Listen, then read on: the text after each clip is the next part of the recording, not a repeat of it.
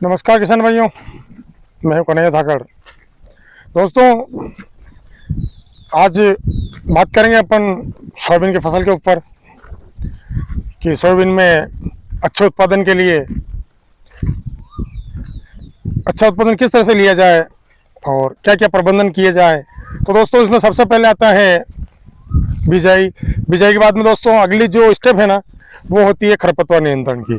तो दोस्तों, सोयाबीन में खरपतवार प्रबंधन किस तरह से करें और किस तरह से अपन ज़्यादा उत्पादन ले सकें, तो दोस्तों वीडियो में बने रहेगा। बहुत ही अच्छा वीडियो होने वाला है और जितने भी तरीके खरपतवार प्रबंधन के हैं वो सारी चर्चा इस वीडियो में अपन करेंगे। साथ ही अपन इन सारी चीज़ों पर फोकस करेंगे कि सोयाबीन में खरपतवार नियंत्रण क्यों, कब, कैसे और किस तरह से किया जाए और करना क्यों ज़रूरी है। तो दोस्तों वीडियो में बने रहिए। किसान मित्रों, आप जो ये सोयाबीन की फसल देख रहे हैं, ये 12 से 15 दिन की होने को आई है और सोयाबीन में खरपतवार नियंत्रण के लिए सबसे अच्छा समय है 20 दिन से लगाकर 45 दिनों तक। इस बीच में जिस तरीके से अपन तरीके कई तरह के हैं खरपतवार नियंत्रण के लिए, लेकिन जिस भी तरीके से अपन खरपतवार नियंत्रण करना चाहते हैं वो 20 से 45 दिनों की अवधि के अंदर कर सकते हैं और करना चाहिए। तो दोस्तों, सबसे पहले बात करेंगे अपन सोयाबीन के फसल के प्रमुख खरपतवार कौन से हैं, खरपतवार से किस तरह से कौन सी हानियाँ होती हैं, खरपतवार नियंत्रण कब करें और खरपतवार नियंत्रण की विधियाँ जिसमें सोयाबीन की फसल में प्रयोग किए जाने वाले विभिन्न खरपतवारनाशी रसायन की मात्रा और विधि जानेंगे। तो दोस्तों, बात करते हैं अपन सबसे पहले सोयाबीन की फसल की परिचय के बारे में कि सोयाबीन की फसल क्या है, कैसे है, क्यों है। तो दोस्तों, सोयाबीन विश्व की एक प्रमुख फसल है। हमारे देश में यह विगत वर्षों से केवल उच्च प्रोटीन ही नहीं बल्कि खाद्य तेल युक्त महत्वपूर्ण फसल के रूप में भी उभरी है। सोयाबीन उगाने वाले राज्यों में मध्य प्रदेश और राजस्थान उत्पादन की दृष्टि से अग्रणी है तथा देश के सोयाबीन उत्पादन में से 80% का भागीदार है। इसके बीजों से तेल 20% तथा प्रोटीन 40 से 45% प्रचुर मात्रा में पाए जाते हैं। इसकी बहुआयामी घरेलू एवं प्रायोगिक उपयोगिता के कारण यह अत्यधिक लोकप्रिय हो रही है। इसकी उत्पादन क्षमता अन्य तिलहनी और दलहनी फसलों की अपेक्षा अधिक है तथा साथ ही भूमि की उर्वरा शक्ति को भी बढ़ाती है। इसमें विभिन्न प्रकार के व्यंजन जैसे सोया दूध, दही, पनीर, बिस्किट आदि बने जाते हैं। हमारे देश में शाकाहारी और निर्धन लोगों के लिए प्रोटीन का यह एक महत्वपूर्ण स्रोत है। दोस्तों, तिलहनी फसलों में मूंगफली, तोरियां, सरसों के बाद क्षेत्रफल और उत्पादन के आधार पर हमारे देश में इसका तीसरा स्थान है। पिछले दशक में सोयाबीन के क्षेत्रफल में असाधारण रूप से वृद्धि हुई है, किंतु इसकी उत्पादकता में कमी बनी हुई है, जिसका एक प्रमुख कारण खरपतवारों का सही समय पर समुचित नियंत्रण न कर पाना है। दोस्तों, अब हम जानेंगे कि सोयाबीन में किन किन तरह के खरपतवार होते हैं, कि कितनी तरह के खरपतवार पाए जाते हैं। तो दोस्तों, सबसे पहले सोयाबीन के अंदर चौड़ी पत्ती वाले खरपतवार, उसके बाद में सकरी पत्ती वाले खरपतवार और तीसरा होता है मोथा या मोतिंगा। दोस्तों, चौड़ी पत्ती में ये देख लीजिए आप, ये सारे चौड़ी पत्ती की श्रेणी में आते हैं। ये चौड़ी पत्ती की श्रेणी में आता है, ये चौड़ी पत्ती, ये चौड़ी पत्ती, ये चौड़ी पत्ती। दोस्तों, इस तरह के खरपतवार सारे चौड़ी पत्ती के श्रेणी में आते हैं। और दोस्तों, सकरी पत्ती की बात करें अपन तो जैसे घास देख रहे हैं आप, तो घास के रूप में जितने भी चारे होते हैं, घास होती है, सकरी पत्ती, लंबी पत्ती होती है, वो सकरी पत्ती वाली श्रेणी में आते हैं। दोस्तों, तीसरा होता है मोथा, जिसको अपन क्षेत्रीय भाषा में मोतिंगा भी बोलते हैं। ये देख लीजिए, ये मोथे का पौधा है और ये दोस्तों निकालने से निकलता नहीं है। इसके जमीन के अंदर एक गांठ पाई जाती है। अभी नया पौधा है, यहाँ पर जो लास्ट सिरा है ना, ये यहाँ पर इसके गांठ बनेगी और यह गांठ भोजन इकट्ठा करके नए पौधे को जन्म देने में सहायक होती है। तो दोस्तों, सबसे पहले बात करते हैं अपन चौड़ी पत्ती वाले खरपतवारों के बारे में।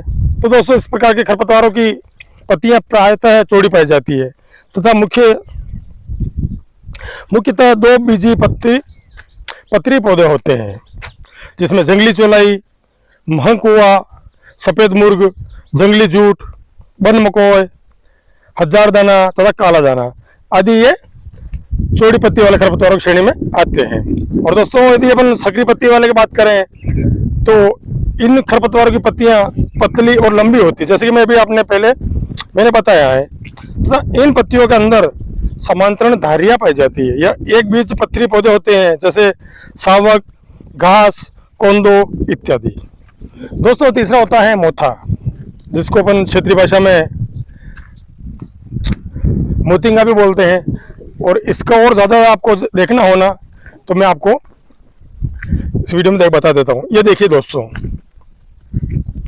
ये सारे मोथे के पौधे हैं और ये जो सकड़ी पत्ती वाले घास है ना, ये पौधे सारे उस श्रेणी में आते हैं। और जो बड़ी पत्ती वाले देख रहे हैं ये पौधे मोथे के हैं। सोयाबीन में मुख्यतः 3 ही खरपतवार पाए जाते हैं। तो उसमें मोथे जैसे इस प्रकार लक्षण वाले खरपतवारों की पत्तियां लंबी तथा तना 3 किनारों वाला होता है। जड़ों में गांठें ट्यूब होते हैं जो भोजन इकट्ठा कर नए पौधे जन्म देने सहायक होते हैं, जैसे कि मोथा इत्यादि जो पौधे होते हैं ना, इनमें ये प्रवृत्ति पाई जाती है। दोस्तों अब खरपतवार के बारे में जान लिया अपनों ने। अब दोस्तों बात करेंगे अपन खरपतवार से फसल में किस तरह से क्या हानि होती है। तो दोस्तों सोयाबीन खरीफ मौसम में उगाई जाती है। वर्षा ऋतु में उच्च तापमान और अधिक नमी के कारण खरपतवार की बढ़ोतरी में सहायक है। यह आवश्यक हो जाता है कि उनकी बढ़ोतरी रोकी जाए, जिससे फसल को बढ़ने के लिए अधिक से अधिक जगह, नमी, प्रकाश और खेत के अंदर उपलब्ध पोषक तत्व मिल सके। दोस्तों कई प्रयोगों में सिद्ध हुआ है कि सोयाबीन के खरपतवारों को नष्ट न करने से उत्पादन में लगभग 25 से 70% तक की कमी हो सकती है। इसके अलावा खरपतवार फसल के लिए भूमि में निहित खाद, जो भूमि के अंदर खाद देते हैं, उर्वरक खाद देते हैं, और उर्वरक द्वारा जो अपन उर्वरक डाले जाते हैं ना, उन पोषक तत्वों में से 30 से 60 किलोग्राम नाइट्रोजन यानी यूरिया, 8 से 10 किलोग्राम फॉस्फोरस और 40 से 100 किलोग्राम पोटाश प्रति हेक्टेयर की दर से शोषित कर लेते हैं। और इसके कारण पौधे की विकास गति है ना, वो धीमी पड़ जाती है और उत्पादन स्तर गिर जाता है। इसके अतिरिक्त खरपतवार फसल को नुकसान पहुंचाने वाले अनेक प्रकार के कीड़े मकोड़े और बीमारियों और रोगाणुओं को भी आश्रय देते हैं। दोस्तों जैसे अपन खाद जो भी देते हैं ना खेत के अंदर, यदि खरपतवार का सफाई नहीं करेंगे, नियंत्रण नहीं करेंगे, तो ये जितने भी उर्वरक अपन देते हैं ना, इनमें से यदि अपन नाइट्रोजन दे रहे 30 से 60 किलो यूरिया जो होता है ना, वो 1 हेक्टेयर के अंदर खरपतवार खा के नष्ट कर देते हैं, उसका उपयोग कर लेते हैं। तो फसल को स्वाभाविक सी बात है नाइट्रोजन कमी होगी, और कमी होगी तो जो इन पौधों के अंदर भोजन बनाने की क्रिया है वो नहीं बन पाएगी और पौधा कमजोर होगा, फसल उत्पादन में फर्क पड़ेगा। दोस्तों 8 से 10 किलोग्राम फॉस्फोरस और 40 से 100 किलोग्राम पोटाश ये खरपतवार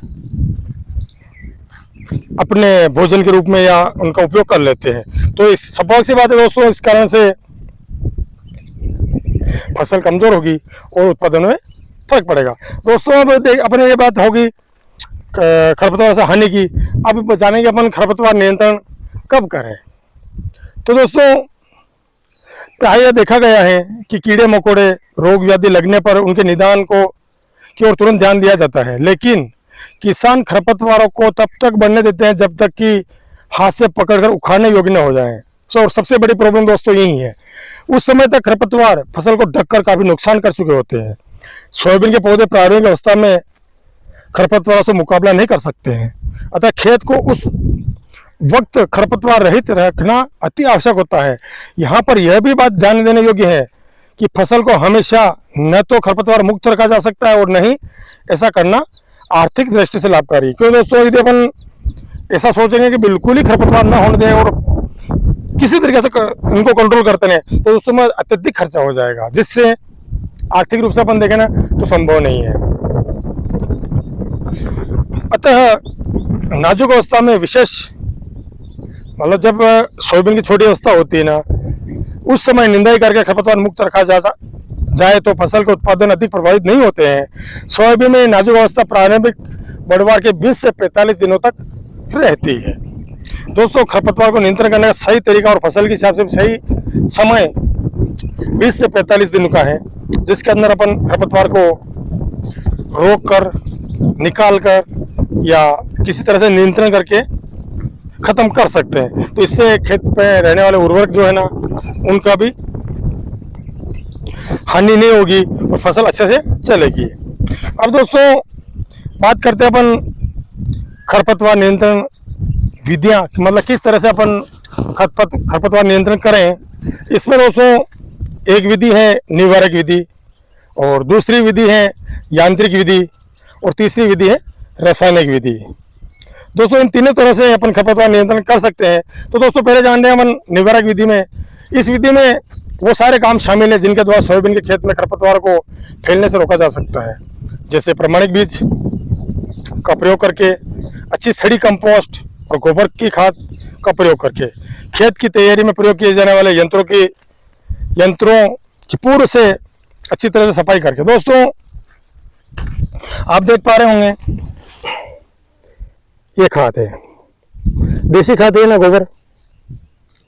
तो दोस्तों जो अपन चर्चा कर रहे हैं कि अच्छी तरह से सड़े हुए गोबर होता क्या है दोस्तों, जो अपन खेत में खरपतवार होते हैं जब फसल की कटाई कर लेते हैं, उसके बाद में अपन थ्रेशर में इसको निकालते हैं ना, तो उस समय जो भूसा रहता है जो गाय भैंस खाती है अपना, वो सारे भूसे के साथ में इन खरपतवारों के बीज जाते हैं। और जब खाद अच्छी तरह से पकेंगे नहीं तो वो बीज वापस खेत के अंदर आएंगे गोबर के साथ में, और ये दोस्तों खाद अच्छी तरह से पक जाएगी, सड़ जाएगी, तो वो सारे बीज खत्म हो जाएंगे। तो इस तरह से जो देसी खाद अपन डालते हैं ना, उनको अच्छी तरह से पका कर, सड़ा कर फिर ही खेत में प्रयोग करना चाहिए। और जो अपन यहाँ यंत्र काम में ले रहे हैं बिजाई के लिए, हकाई जुताई के लिए, उनकी भी अच्छी तरह से सफाई होनी चाहिए। दोस्तों दूसरी बात करेंगे अपन यांत्रिक विधि से, कि यांत्रिक विधि से किस तरह अपन खरपतवार नियंत्रण कर सकें। तो दोस्तों खरपतवारों को काबू में पाने के लिए सरल और प्रभावी विधि यही है यांत्रिक विधि। सोयाबीन की फसल में बुआई से 20 से 45 दिन के मध्य का समय खरपतवारों को से प्रतियोगिता की दृष्टि से क्रांति के समय माना गया है। 2 निराई गुड़ाई से खरपतवारों की बढ़वार पर नियंत्रण पाया जा सकता है। पहली निराई गुड़ाई 20 से 25 दिन की और दूसरी 40 से 45 दिन बाद करनी चाहिए। निराई गुड़ाई कार्य हेतु जो कुल पे आते हैं या हाथ से जो मजदूर लगाकर कर सकते हैं, तो दोनों तरीके से अपन इसमें खरपतवार नियंत्रण कर सकते हैं। और यदि अपन आर्थिक दृष्टि से देखें तो दोस्तों सबसे अच्छा और सबसे सस्ता जुगाड़ यही है। इसमें अपनी मिट्टी खराब नहीं होगी और फसल में खरपतवार नियंत्रण अच्छे से और समय से हो जाएगा। दोस्तों तीसरी विधि आती है रासायनिक विधि। रासायनिक विधि खरपतवार नियंत्रण के लिए जिन रसायनों का प्रयोग किया जाता है उन्हें खरपतवारनाशी या हर्बिसाइड कहते हैं। रासायनिक विधि से प्रति हेक्टेयर लागत कम आती है तथा समय भी भारी बचत होती है, लेकिन इन रसायनों का प्रयोग करते समय यह ध्यान रखना चाहिए कि इनके प्रयोग उचित मात्रा में, उचित ढंग से तथा उपयुक्त समय पर हो, अन्यथा लाभ की बजाय हानि की संभावना बनी रहती है। सोयाबीन की फसल में प्रयोग किए जाने वाले विभिन्न खरपतवारनाशी रसायनों का विस्तृत विवरण अपन इस वीडियो में आगे और जानेंगे। किसान मित्रों, सोयाबीन में खरपतवारनाशी रसायन की मात्रा और विधि पे अपन नजर डालें तो सबसे पहले बात करेंगे अपन बासालिन। दोस्तों इसकी मात्रा 1000 से 15 ग्राम बुआई से पहले छिड़काव भूमि में मिला दें और खरपतवारनाशी रसायनों की आवश्यक मात्रा 500-700 लीटर पानी में घोल बनाकर प्रति हेक्टेयर से स्प्रे अपन को करना चाहिए। बात करें अपन दोस्तों पेंडिमेंथिलिन, जिसको स्टाम्प भी बोलते हैं। दोस्तों बुआई के बाद परंतु अंकुरण से पहले जब अपन बिजाई कर देना उसके तुरंत बाद और अंकुरण हो फसल में उससे पहले इसका स्प्रे करना चाहिए। दोस्तों इसको भी प्रति लीटर 500 से 700 लीटर पानी में मिलाकर प्रति हेक्टर घोल बनाकर स्प्रे करना चाहिए। नंबर पर आती है एलाक्लोर या लासो। दोस्तों इसका भी स्प्रे करके अपन सोयाबीन के अंदर खरपतवारनाशी नियंत्रण कर सकते हैं और खरपतवारों से मुक्ति पा सकते। दोस्तों आगे बात करेंगे अपन इमेजाथाइपर परसूट 10 SL अथवा लगाम, जो बाजार में इन नामों से काफ़ी प्रचलित हैं। दोस्तों बुआई के 15 से 20 दिन बाद इसका स्प्रे अपन कर सकते हैं और इसकी मात्रा भी 500 से 700 लीटर पानी में प्रति हेक्टर के हिसाब से स्प्रे करके अपन खरपतवार का नियंत्रण कर सकते हैं, खरपतवार से मुक्ति पा सकते हैं। किसान मित्रों छोटी सी एक जानकारी और ले लें अपन कि खरपतवार जो स्प्रे करते हैं अपन, खरपतवार नाशी जो स्प्रे रासायनिक स्प्रे करते हैं ना, उस समय विशेष करके ध्यान रखें कि डिब्बों पर जो पर्चे दिए गए हैं उनको ध्यान से पढ़ें, उन पे दिए हुए तरीके से ही खरपतवार नाशी का प्रयोग करें और 15 से 20 दिन की जब फसल हो जाए ना और जो खरपतवार हैं चौड़ी पत्ती वाले और सकरे पत्ती वाले हुए, 2-2 पन्नी हुए जिनकी 2-2 पत्तियां होना, उसमें स्प्रे करें और ध्यान रखें कि खेत के अंदर पर्याप्त नमी बनी रहनी चाहिए और पूरे खेत में एक समान स्प्रे करें। कहीं कम ज़्यादा स्प्रे करने से फसल में भी नुकसान हो सकता है। तो दोस्तों स्प्रे करते समय कुछ छोटी मोटी जो सावधानी है ना वो अच्छे तरह से रखें और खेत के अंदर पर्याप्त नमी बनी हो उसमें स्प्रे करें। तो दोस्तों इस तरह से अपन सोयाबीन के अंदर खरपतवार नाशी का स्प्रे करके खरपतवार से नियंत्रण कर सकते हैं, मुक्ति पा सकते हैं और फसल का अच्छा उत्पादन ले सकते हैं। दोस्तों आज के वीडियो में यही तक, मिलते हैं किसी अगले वीडियो में एक नई जानकारी साथ में। तब तक के लिए जय हिंद, जय भारत, जय जवान, जय किसान। दोस्तों वीडियो पसंद आए तो लाइक करें, शेयर करें, कमेंट करें और जो चैनल पर पहली बार हैं वो चैनल को सब्सक्राइब करना ना भूलें।